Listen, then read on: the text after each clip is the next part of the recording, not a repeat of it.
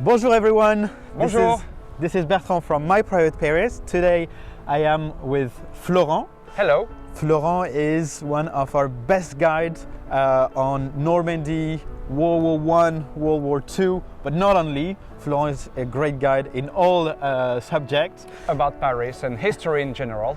And today we have taken our car very early this morning to leave Paris behind us and to drive some 160 miles west to the shore of Normandy. If you are watching our video for the first time, My Private Paris, we are a travel agency based in Paris. We are specialized in designing custom tours and tailored itineraries.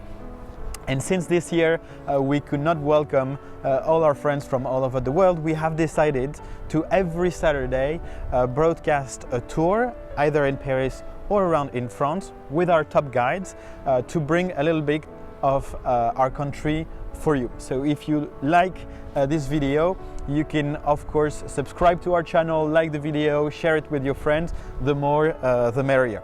Here's the end for the commercial break. Today we are in Normandy, on the shore of Normandy, and we have quite an amazing tour that we've been preparing for a few days now with Florent, and it is about the D-Day, June 6, 1944, when the Allied forces landed. So today we wanted to take you, of course, on the site where things happen. We are going to start with the Pointe du Hoc, which is where a battalion of rangers climbed hill to prepare the landing on Utah and Omaha Beach. We are then going to go on Omaha Beach, Bloody Omaha as it was nicknamed, to understand why this sector out of all five is today the most famous.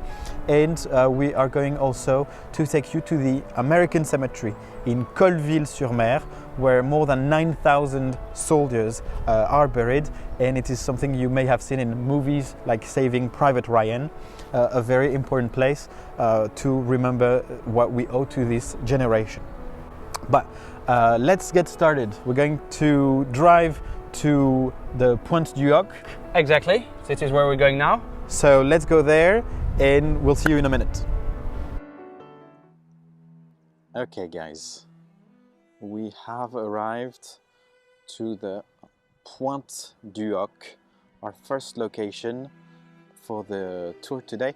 Florent, Pointe du Hoc, what does it mean first? So Pointe du Hoc is a prominent headland between the two American beaches of, in that direction, Utah Beach, and in that direction, Omaha Beach. It was a place filled with bunkers and cannons that the rangers of the Colonel James Earl Rudder had to destroy before the arrival of the soldiers on the beaches. That is to say, 1 hour before, 225 rangers had to climb the cliffs, which are in that direction, like around 100 feet high cliffs, and destroy the cannons. And actually we can see already some bunkers, like a small one over there that is named Tobruk, and everywhere you have one here. That one here, yes, it's for like a machine gunner.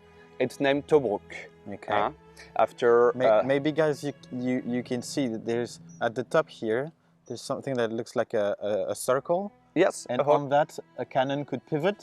It was more for machine gunners or anti-aircraft weapons. It's the big bunkers we will see later were for the cannons, and they are located there and out there. And what we start to see is huge bomb craters everywhere, because this place has been heavily bombed before the D-Day many times. But the bunkers were really strong, and we will see that despite the bombing, the bunkers are still in place. So we will see the different bunkers, the observation bunkers, and the bunkers where used to be the cannons. And when you say before the D-Day, do you mean minutes and hours before, or days and weeks? Weeks before, and also days before, yes. Okay. Many times, and after 75 years of erosion, you will still see huge craters, because we're talking of big bombs of like 500 pounds. And what was the objective? Why this place in particular was so important? It was very important to destroy those cannons because being between Utah Beach and Omaha Beach, these cannons could be firing on the arrival American troops on the landing. On the landing, during the landing. So the landing started at 6:30 a.m. on the morning of the 6th of June 1944, and 1 hour before, the Rangers arrived from the sea and had to land and climb the cliffs under enemy's fire, firing from above. So it was a very dangerous mission. So if I understand correctly, the location here is a very strategical point of defense of the German. Yes. It is heavily bombed for days before the landing. Yes. And when the D-Day starts, before the first waves of soldiers arrive on the 5 landing sectors, yes, some 1 hour. rangers, Exactly. 200 rangers are sent here. Yes, 225 rangers. It's windy. Under, yes, the command of James Earl Rudder from Texas.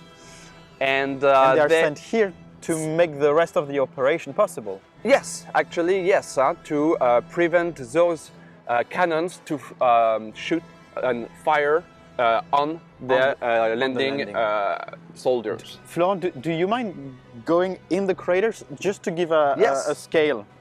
I don't think it's too risky. You're a pretty tall man. You're what? 1.88 m. 1.88 m, so it's like 6'2", 6'3", something like that. And you see one of the craters. It's not the biggest, but you can see it's still big after 75 years of erosion. And yeah, all over the place you see these bomb craters, all over the place. And so that is the impact of one bomb. One bomb, yes. Oof. And yeah, it's important to remind that it's 76 years ago now. 76 years ago, yes. And so the craters were much deeper than what they are today. Yeah. Yes. And I will show you from over there where the Rangers did land. They land in that direction. Okay. But they were actually visible from the bunkers, and as I said, had to face enemy's fire from above and grenades. Yes, because we are on the top of a cliff. We're on top of a cliff. So yes, it's like 100 feet cliff, and you can see it's directly over the beach. And so guys, maybe you can see there's a little bit of barbed wire here. Yes. That is not from the time, it is for today, so we don't get too close to the cliff. But right behind, right here, we are on the edge of the cliff, and so then it goes, it goes down very, very deep. On June the 6th, 1944, the weather was somehow similar to today. It was windy, cloudy. It was cloudy, so you know the D-Day took place on the 6th of June. At the origin, it should have taken place on the 5th of June, but there was like a storm. So it was not stormy on the 6th of June, but there were pretty high waves. Pretty high waves, yeah. The Rangers had grappling hooks and ladders to climb the cliff. They even received a special ladder from the firemen of London. And some of the grappling hooks should be thrown with mortars from the landing craft, but because of the high waves, the rope of the grappling hooks were wet and they couldn't use them. So they really had to climb. Because they were too heavy. Because they were too heavy. To reach the top of the cliff. So we are going to see a series of bunkers and bomb holes everywhere, you can see.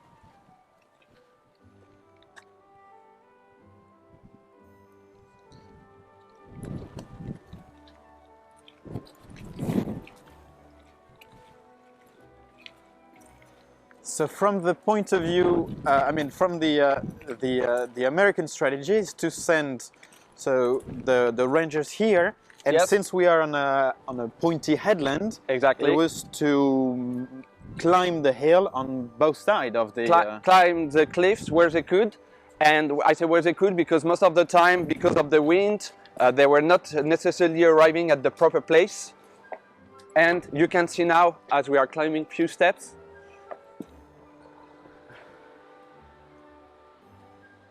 that we are really on the top of the cliff.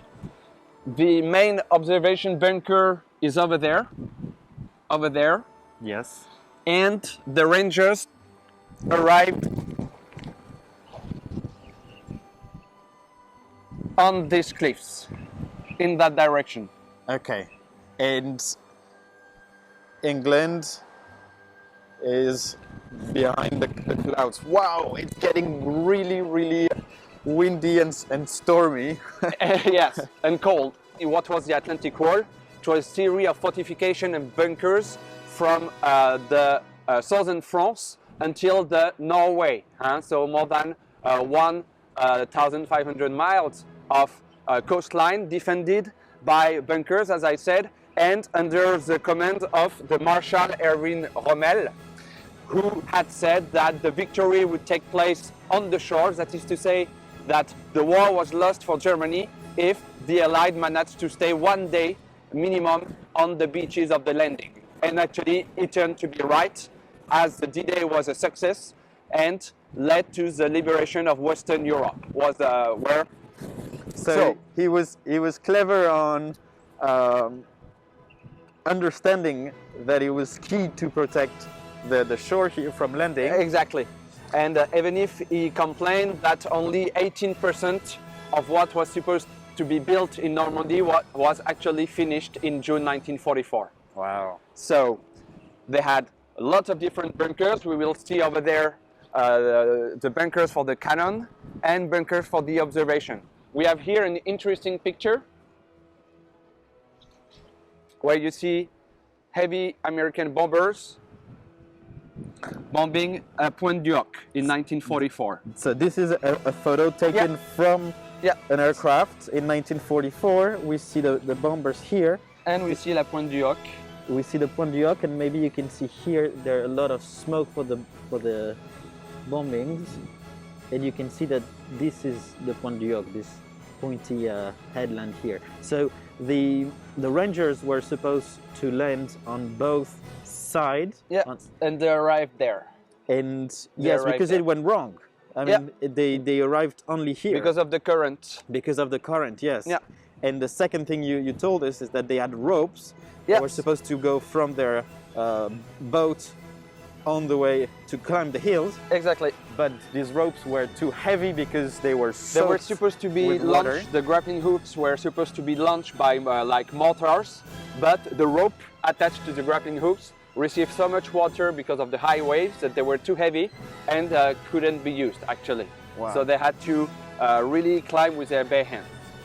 So what we're going to do now, we're going to continue.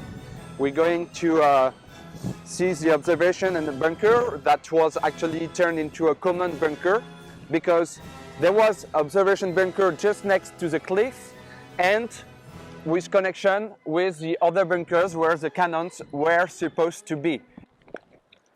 Okay, you guys can see that we're now wearing our masks because we've just been informed that even if we are outdoors, we have to keep the masks on. Yes. So we will of course follow the rules. And so Florent, you were telling us that after this harassing climb and all these fights. Yes. When they arrived, there was no cannons. No cannons. And actually, the German had placed phone poles to make from above like it was looking like cannons, to look like cannons. So they were just giant stick of wood. Yes. However, on the patrol, a ranger like 500 meters away from here Yes. discovered the cannons in position. So they were cannons. They were cannons, but they were hidden. not hidden. Yes. Not to be bombed. Yes. But what? Okay, so it was worth taking the Pointe Of du course. Hoc. Yes, yes. As soon as they discovered the cannons, they destroyed them. They made them explode. And Wow. look there, really huge craters. Yeah. And this place is also place where the fighting took place, of course, but it's also like sacred somehow, as many rangers were missing in action. That is to say, you still have soldiers buried here and there in this location. Still today. Still today. You have to know that the fightings here have been very fierce. That is to say that one day after they landed, out of 225 rangers, only 90 were still able to fight. 90. 90. Out of 225. Out of 225. It's really a very high number of losses. Yeah, it's a bloodbath. And Yes. do we know how many German were here? Not exactly. Not exactly. But it seems that they have killed like around 100 Nazi soldiers. And you can see here the location of one of the cannons that could rotate in all the direction. So on the post here. Yes. They were supposed also to build a bunker to protect those cannons, but they were only able to build 2 that we will see. You can see one over there and the other one a little bit further. Is behind in the bushes out there. So now we're heading to the observation bunker. Yes. Directly on the cliff.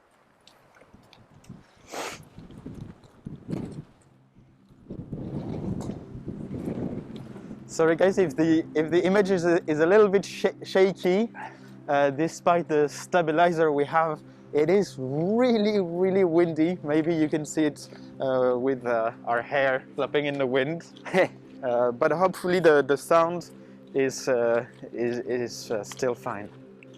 Wow, it's crazy. So many, all these, craters. Yeah. All over the place, and still today. Today, the site of the Pointe du Hoc is managed by the American Cemetery? Not American Cemetery, but yes, by a commission of American battlefields. So yes, it's that the crew, the people who are working here are actually French, but they are paid by the American government. Okay, and, because this site is then given, or no, not. I mean, it's we will see that with the cemetery of Colleville. okay. So the land was given. There is no extraterritorial but actually, yes, they don't pay charges or taxes, and we continue. Yes. So you're going to see the observation bunker.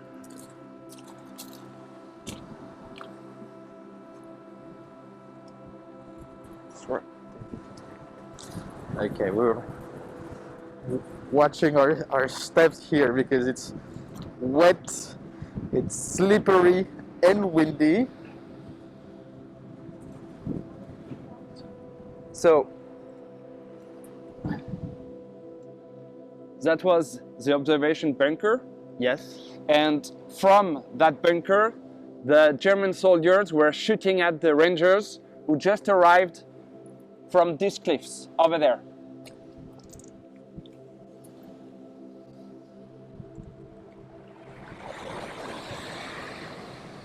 Wow.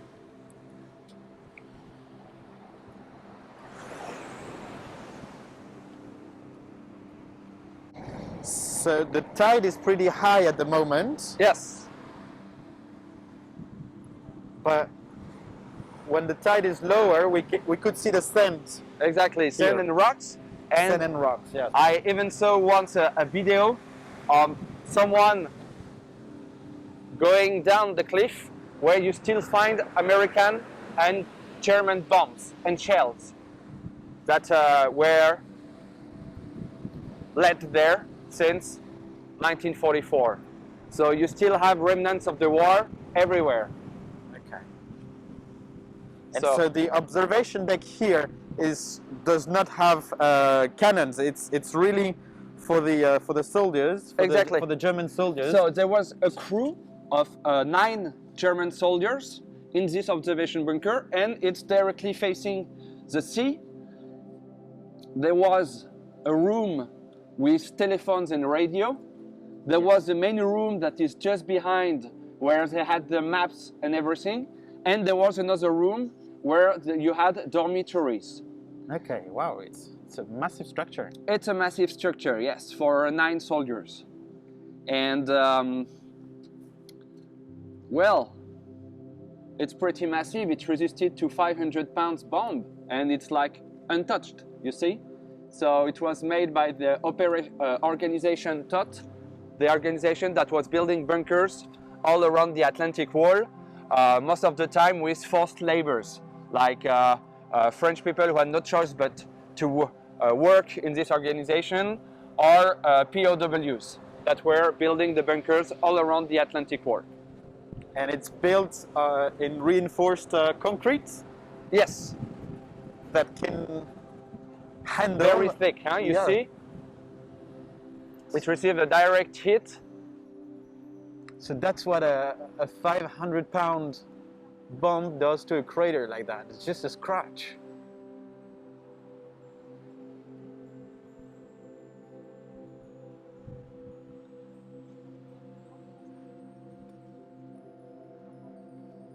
So we cannot see it from here, but behind the cliff is Utah Beach.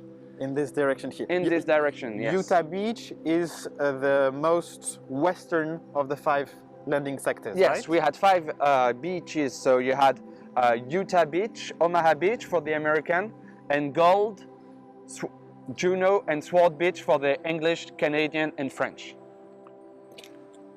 So we have... Yep, I'm following you. You can see a monument here. Yes. It has a shape of an anchor, like the grappling. It has a shape of a hook, a grappling hook. And it's in the memory of the Rangers of the Colonel Roder, who landed here and had to face many counter-attacks. They had to face many counter-attacks from the Germans. They were fighting all around, and after one day of fighting, they ran out of ammunition. So you're telling us that once they have crossed the sea, yes, climbed with their hand because the rope didn't work, the hills, fought against fire that was coming from uphill, yes, and taken position here, yes, they had 5 counterattacks? They had many counterattacks during the day, and they ran out of ammunition from the Germans. Exactly. Maybe miles or a few meters away. And they ran out of ammunition, so they literally had to use the German weapon, and that provoked what we call friendly fire, because when reinforcement came the day after, the American soldiers were hearing the German weapon sound, and thought they were German, and some Rangers were killed, sadly. By their own troops? Yes. Oh my God.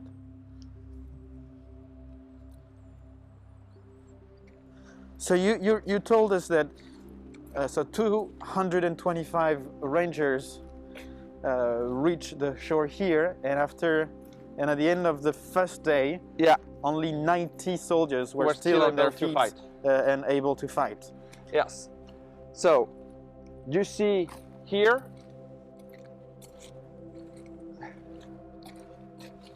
the back of the bunker. Yes. And if you look right here, you can see a place for a machine gun. So it's a shame it's closed, but over there, behind the door. Because maybe some of you have been to Normandy before. and it's true that up till last year it was authorized to actually go into the bunkers. So I don't know if it is temporary, but all the sites are locked at the moment, so we can only show it to you from here. But what you're telling us is that when soldiers would have reached the shore and will walk down these steps here to get into the bunker, they then have to face fire from a machine gun coming from the window. From that window, and another one that we cannot see, but another hole inside the bunker. And when you're inside the bunker, next to the gate, Yes. you see on the wall traces left by the American grenade that were used by the American Rangers to take this position. So it was a very important place. As I said, it was the observation bunker, but also the command post. That is to say, when they were seeing boats, they would calculate their position and then send information to the bunkers over there, where the cannons were supposed to be. So this cannon would shoot. Then shoot at the ships. Yes, at the ships. So let's get to the second bunker. We see here. So this first one really, yes, it's an observation bunker post. Yep. So we can't expect there to be big cannons. No, not cannons The inside. big cannons that. But machine guns, huh? They were machine guns, Yes. and they were firing at the Rangers who were climbing the cliff. So there's really everywhere here people fought. So they had weapons, but mostly to defend them. Yes. Defend the location if they were attacked from quite near. Actually, yes. And we could see that the defense were at the back of the bunker, at the entrance, because they were thinking that the attack would came from behind. And this is what happened, actually. So another really huge crater.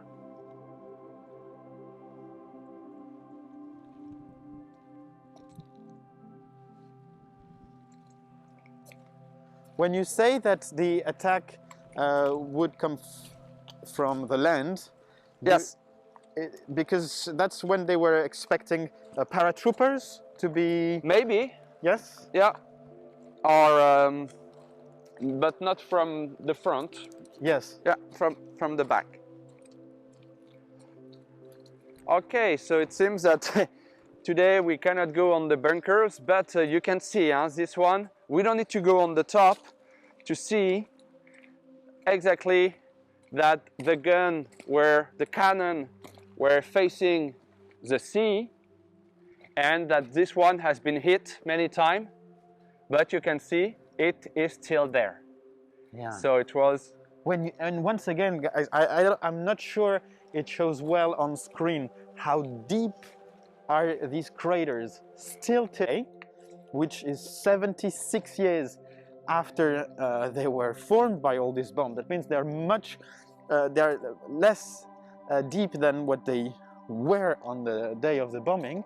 So when you see the amount of ground and earth that is just exploded by these bombs, and when you see that these bunkers received as many bombs for the least, and it looks like it's just scratches. It's hard to imagine the fury. They were made to resist until bombs of like 1,000 pounds. So they were really strong. So we're climbing up the cannon bunker. You can see that the site has now been secured. And you wanted to show us? There's another bunker over there. Yeah, here. Yeah, with cannons. And you see smaller bunkers all around.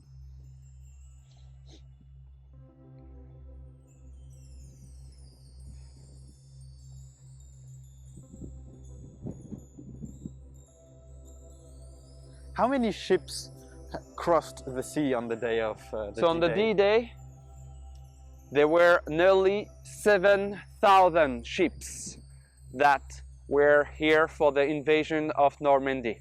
7,000, including 4,500 landing crafts. Okay. Yes. And you can see the cannon. It's impossible to imagine 7,000 ships. And so that is the cannon that was right here. That's the type of cannon that you would find here. French cannons. And so this type of cannon, yes, it can sink a warship. Oh, it can damage it, yes. But the great danger was for the landing soldiers. The soldiers who were about to land on Utah Beach, just behind our Omaha. We're really not far from Utah Beach and Omaha.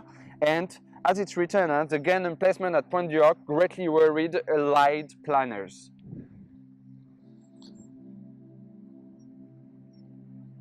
Also, the Germans didn't have only cannons, they also had guns against aircraft, but that could also be used against soldiers. Of course, yeah. So it's a 37 millimeters gun, and it was a very devastating threat for unprotected infantry targets.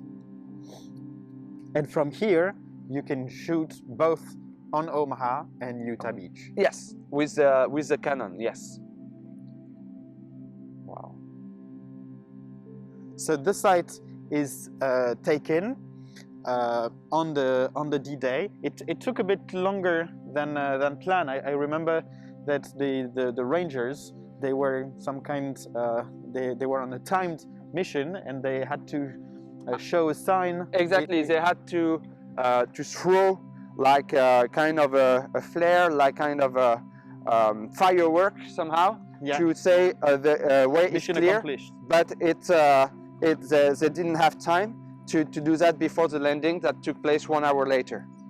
So despite this signal, the Allied troops started to land on Omaha, Utah, Gold. Considering that the mission here had failed. Yes.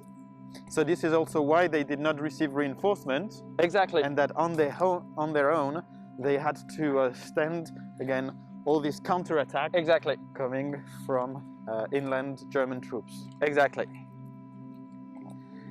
Is there also a connection between the fact that the operation here on the Pointe du Hoc was successful but was delayed, and so that, as that had an impact on the number of casualties on Omaha, or is that not relevant because the cannons here were in the end not used? Actually, they were not used. So when they finally arrived to the top, the cannons were not firing, and the very high losses that you had on Omaha Beach, nicknamed the Bloody Omaha, was partly due to the fact that prior to the landing, Allied bombers should destroy the fortifications, the bunkers on Omaha Beach, but in fear, the problem is that the plane were arriving from the sea,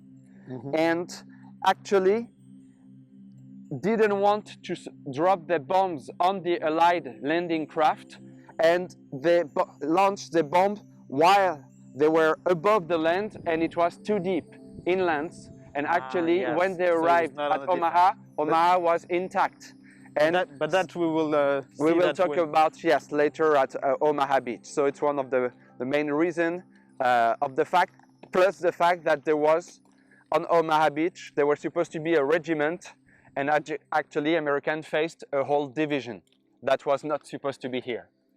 So we're going to get to Omaha, which is about like 10-15 minute drive from here. Yes. And we will see you guys back there. On our way out of the Pointe du Hoc, we thought we wanted to show you these boards that are here to remind us that this site is not just a regular site, it is also a place to teach, to commemorate the sacrifice of all the soldiers. And so you have these very interesting boards that are both in English and in French, and they are here to remind us what happened here, and that is part of our duty to these young men, to remember them, to remember why they fought here, so we don't have to go through this again. You can see that some soldiers, of course they could not have a board for each and every single soldier who fought, was wounded or died here, but they have these testimonies of these rangers who on the day of the D-Day, on June 6, 1944, died on the French shore. And so all these sites we're showing you today, they are of course places of remembrance, but they also have a museum interest with all the work that has been done and is still done nowadays by the organization running it. And now we're off to Omaha.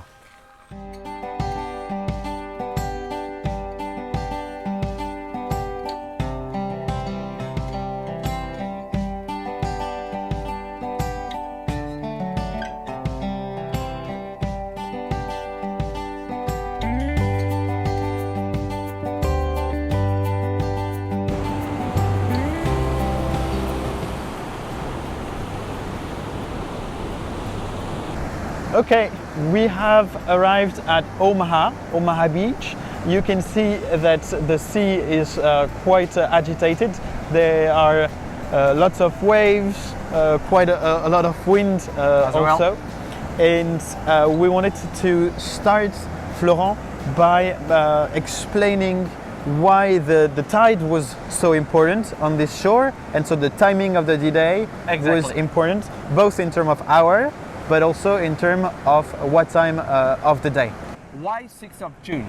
Is actually the Allied needed a combination of elements. They needed a full moon to guide the planes that were about to drop the paratroopers, and they wanted to land at dawn, and they also needed something very important. They didn't want to land at high tide, would hide all the wooden stakes, the mines, the metal tripods that had been installed here by the Germans to prevent any landing.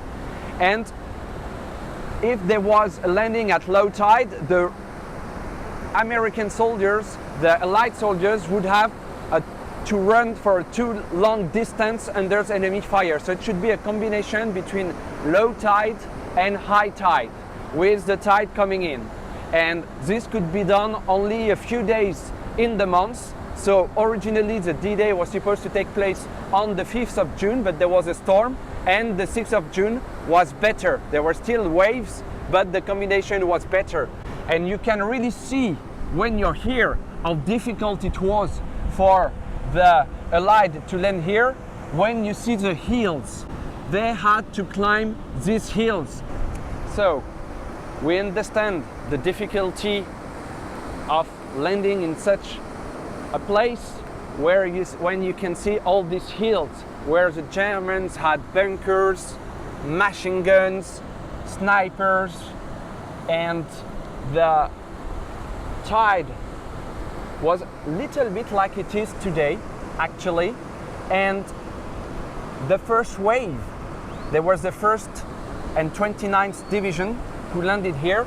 We have to count 90% of casualties in the first wave that landed here. 90%. As we saw when we were at Pointe du Hoc, the bombings was not effective, and the defense on the beach, on the shore, were intact when the first wave arrived. And that's why Omaha was named the Bloody Omaha. And machine guns were particularly dangerous when the MG42, the German machine gun, could shoot 1,200 rounds in 1 minute. And they were located, where are the houses now? Or like, on top of the shore? You can see here that right here there is a bunker. There were bunkers all over, and the Germans were located on the top of the hills. So we really understand how dangerous this could be to land here. But, well, they had to do it, and they did it. But there were so many casualties at Omaha that at some point an officer wanted to stop the wave from landing here at this location, but they finally continued, and with the support of the fire of the boats and the warships that were firing at German position, they were finally able to land. On the beach, the soldiers could have the help of the tanks. The American had built amphibious tanks, duplex drive, double D tanks, but the problem, they were actually too far away from the shore, and because of the waves, 27 of the tank out of 32 sunk. Wow, so they were really defenseless. They were defenseless and actually had to hide, as you can see in Saving Private Ryan.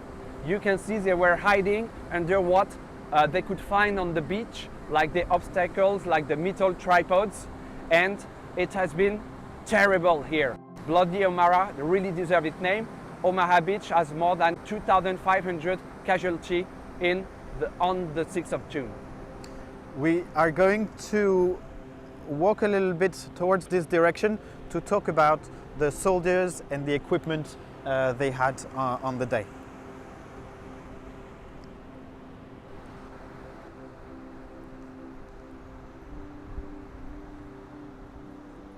So you can see here a very realistic statue of an American soldier, 2 American soldiers landing. You have to imagine they had like 70 pounds of equipment.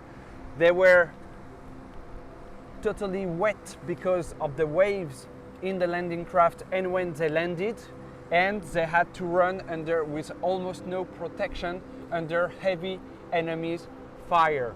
So you have here also a monument behind us dedicated to the National Guard that is just there, which was built over a German bunker. There was a German bunker here, and this place was strategic because you can see it gives an access to the land. So there is... The monument you say here has been built on top of a bunker? Yes, the bunker is just below. You see it's a monument dedicated to the National Guard of the United States.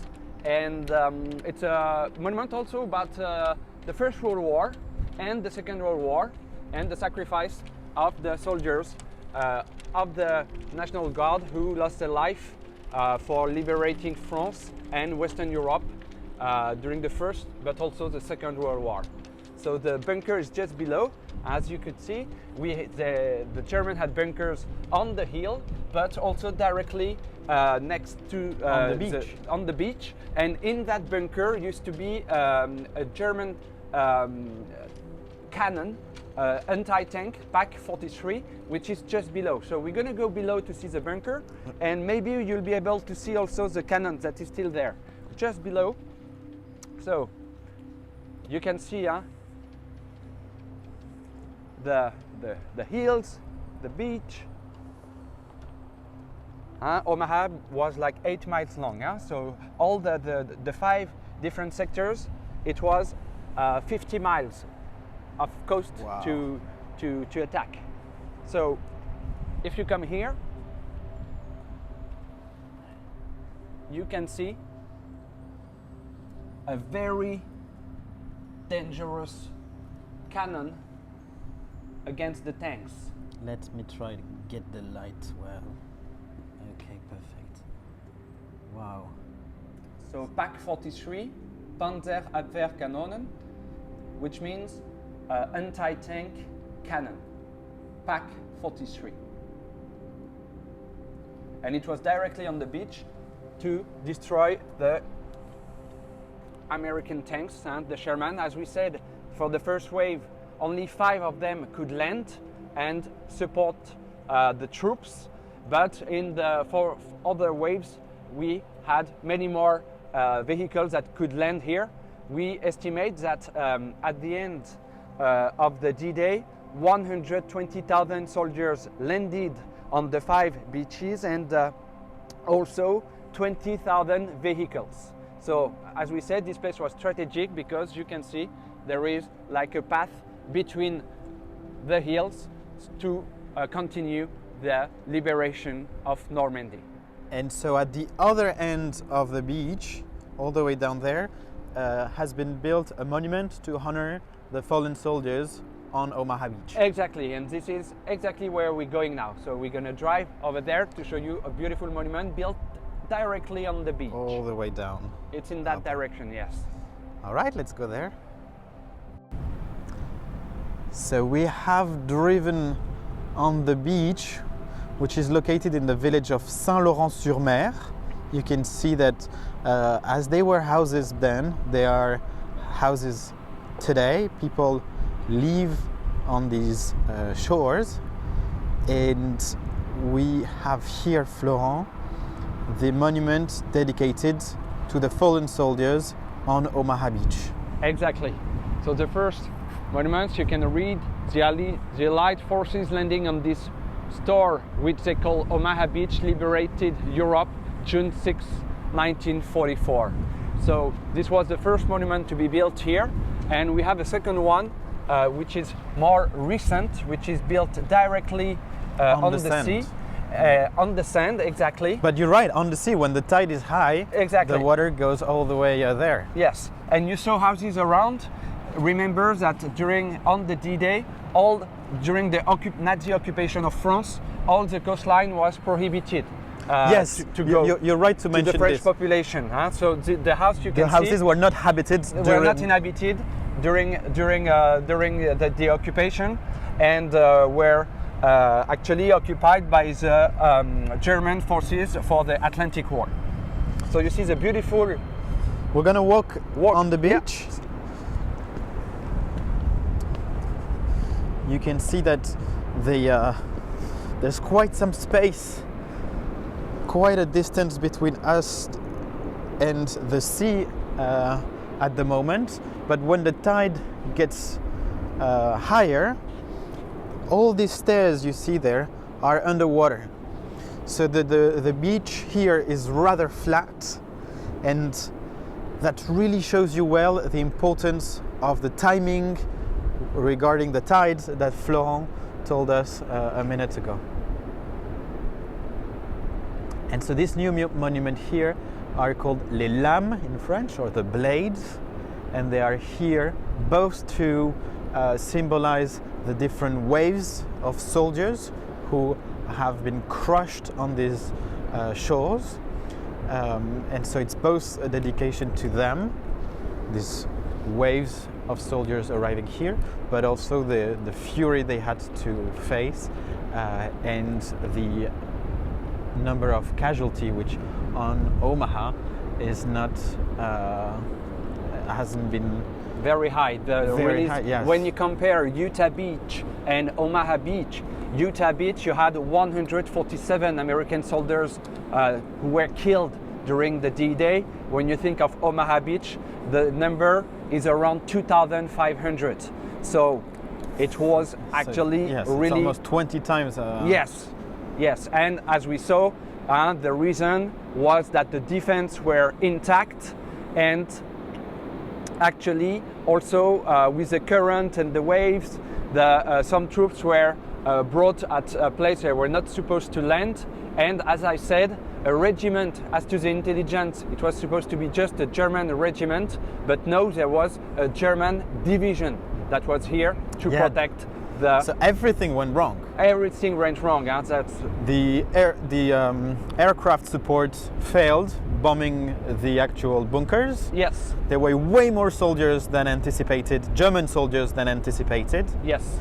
And most of the tanks, yes, the American tanks, were left the ships, the warships, way too early. Way too early. Too far from the coast. Exactly. And they drowned.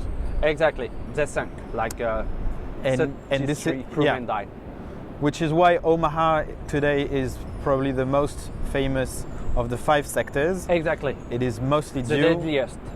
because yes, it's the deadliest. The deadliest. But the D-Day operation was a success. A tremendous success. Yeah. Also, thanks to the air superiority of the Allied. We think the number of planes is around 10,000 planes, when the German had 845 planes. So when the battle continued in Normandy, the air superiority of the Allied was very, very important. And there was even a joke among the German soldiers. When they were seeing a plane, they said, if it's a silver plane, it's an American plane. If it's a brown plane, it's a British plane. But if there is no plane, that's the German Luftwaffe. That is to say, really the air superiority was key to the success of the Allied in the Battle of Normandy. Also remember that 20,000 Norman people died during the Battle of Normandy, including French casualties, including 3,000 on the very first day of the landing. You're right to mention this, Florent, and to honor these soldiers, but also civilian. There are numerous landmarks here in Normandy that have been built, yes. Memorials, and we are going to drive now to the US Cemetery of Colleville-sur-Mer. But remember, this is it's a very impressive cemetery, but there are also other cemeteries and sites for the different nationalities of countries, and for the different countries who have provided soldiers, and also for the French people who were killed during this first day of the liberation of the country. So we're going to drive. It's maybe like 10-15 minutes. The cemetery is actually located right here in the next village, which is called Colleville-sur-Mer, and it is on the cliff. So we will see you back there.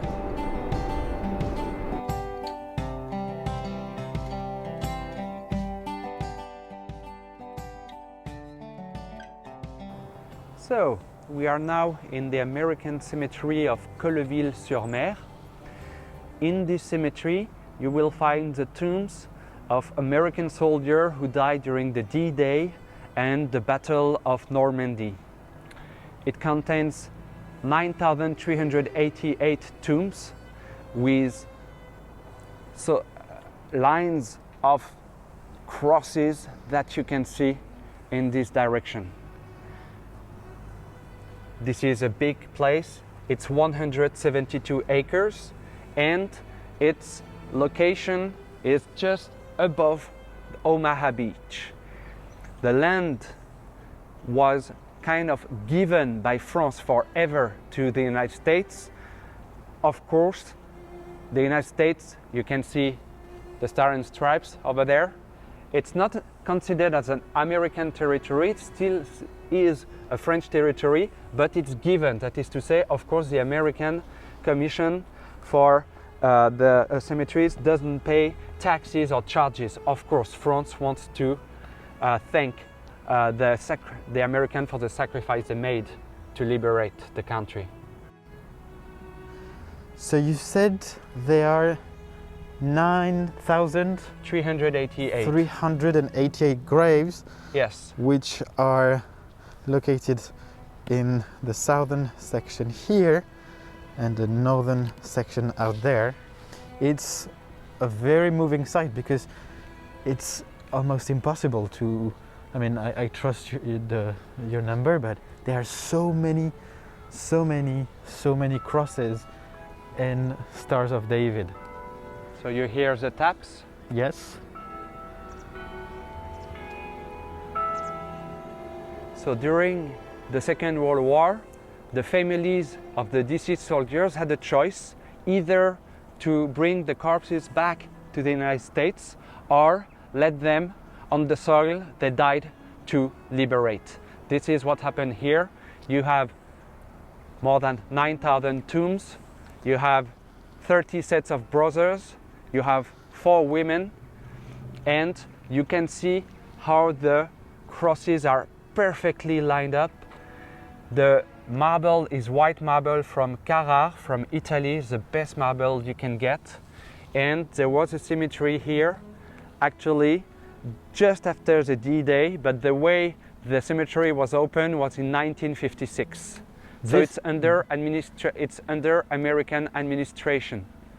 So the cemetery, as we find it today, it dates back from 1956. Yes. And so soldiers who died during the Battle of Normandy, exactly, and who were not only the D-Day, huh? Not only on the D-Day, but the whole Battle of Normandy are buried here. For some have been repatriated back to America. Yes. And so these soldiers, of course, they were not buried in 1956. They were buried already before, and so they gathered together other cemeteries. Exactly. For example, there is this example of the parents of a pilot of a plane named Lightning who fell during the liberation of France, and they said that they preferred to have their son buried on the land he contributed to liberate rather than bringing the body back to the United States. So you have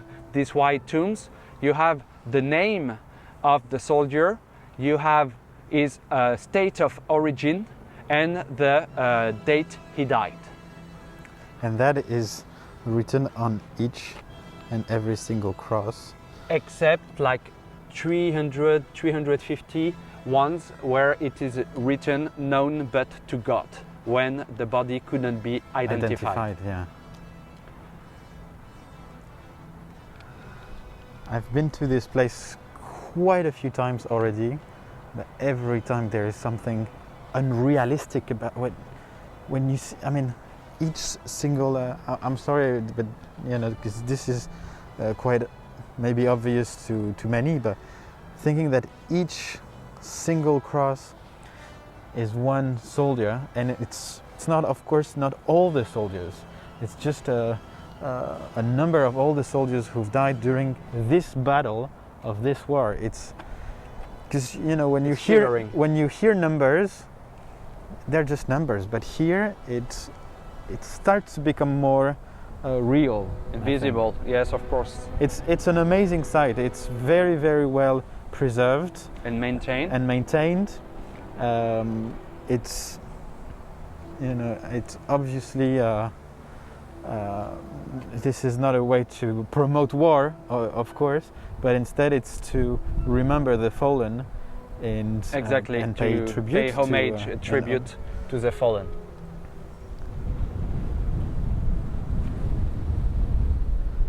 So there is also a museum dedicated to the D-Day and the preparation of the D-Day that is on the site here.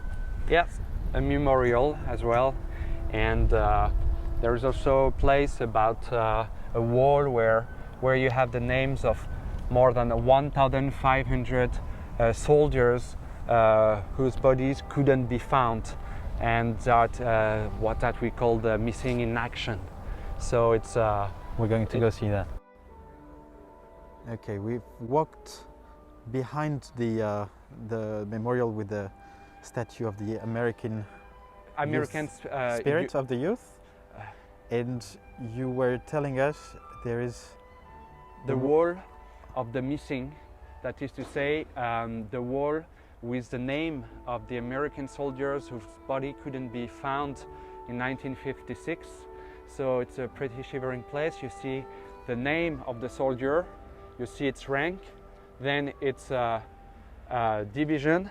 You can see, for example, many times 66 division, 66 division, 66 division. It's actually 800 of them were on a boat that sunk. That's why you have so many people of the 66 division. You see them almost everywhere. And what you can see also their state of origin. Here, New York, Florida, Michigan. You can also see, if you look here, for example, for Arthur J. Mello, Private, Massachusetts, you can see like a bronze star. This indicates that his body has been found after the war and identified, and he does have a grave now. So you have like 20, 25 rose bronze stars like this, and actually it is still possible to find these bodies and identify them. One of them was buried 3 years ago next to his brother.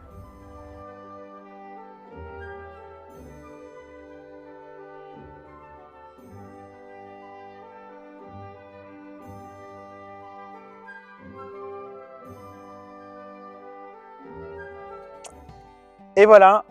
Thank you very much, Florent, for this amazing tour today. Thank you. A very interesting, a very moving and a very precise also tour of the landing sectors here in Normandy.